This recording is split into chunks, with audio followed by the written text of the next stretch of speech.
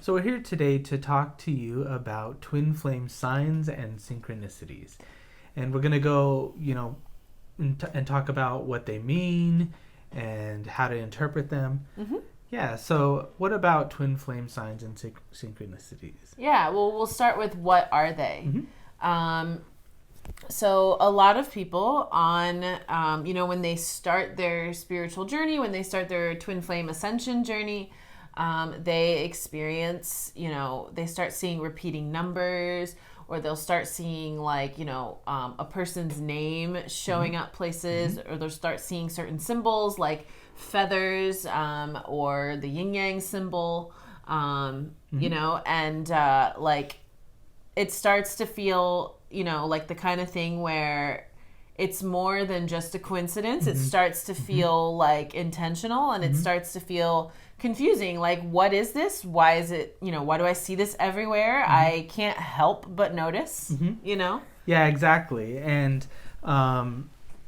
that's good. Like when you said that you see it more and you start to wonder, like, this can't be coincidence. I'm seeing them like all the time.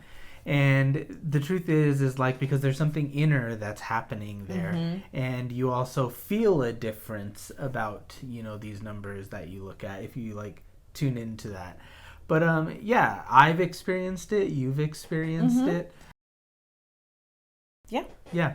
So like, I had an experience once, for example, where before me and Christina met, and I had been maybe at that time on my twin flame journey for about a year or so, and maybe a little bit longer. I was living overseas, and I was just driving to work one day. I was having a really rough day, and I was just like, what is all this twin flame stuff?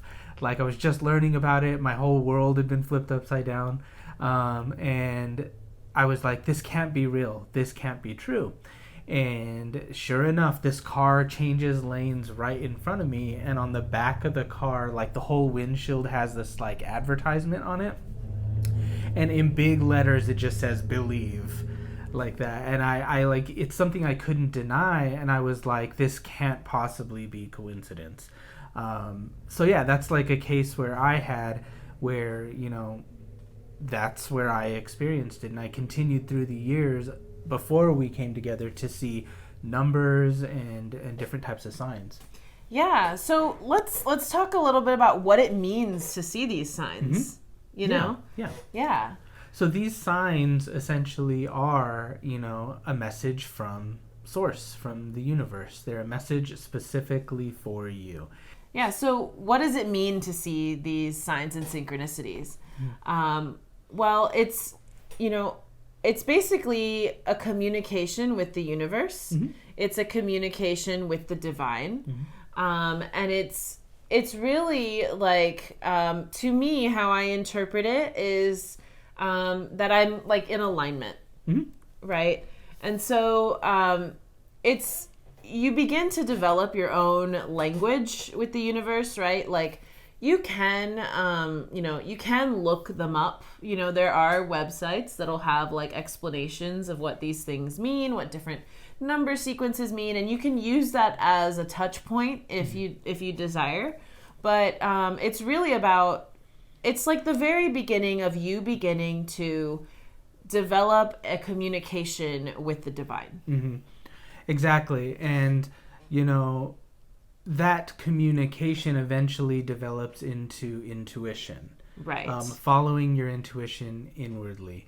But before we touch on that, we can go into like how to interpret all of these numbers. Because, people, we're sure all of you have questions like, well, I see 1111. I see, 999. And, there's a million other numbers. A lot of people see their own special little things. For me, I see cats a lot in images, or actual cats. So how do you interpret those signs? Yeah, well, what I've learned to do is like, basically when I see something, like a repeating sign, I always feel my feelings, right? Feel my feelings and kind of like check in with like, what have I been doing when I see these signs? What what comes up for me when I see this. Mm-hmm. And yeah, it's, you begin to develop your own communication with the universe.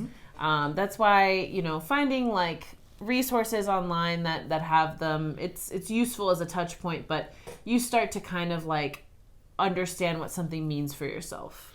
Right, exactly. As I mentioned earlier, it's developing your intuition, and your intuition is your relationship with the divine, and that comes through going inner and feeling. And like Christina said, that was really good. It's like when you see the numbers, when you see the signs, go into your feelings and feel how you're feeling, what's coming up for you.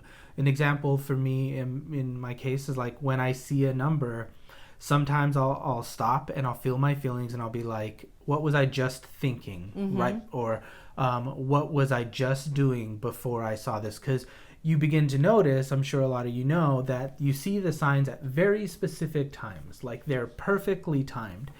And it's true, they are.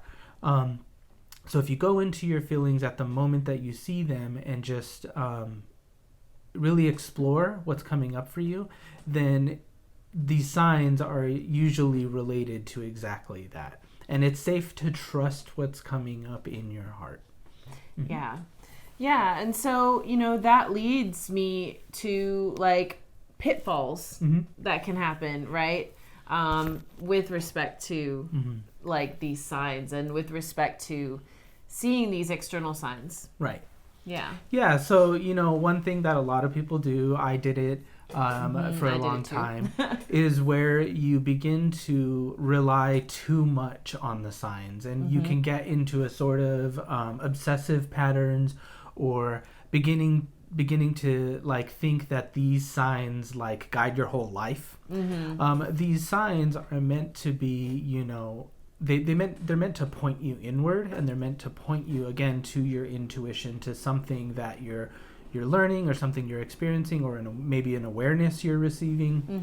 But they're not meant to decide your whole life for you. Right. So, you know, a much more reliable way to kind of work with the signs and synchronicities that you experience is to learn to feel your feelings and work through, you know, what comes up for you when you see these signs and synchronicities, right?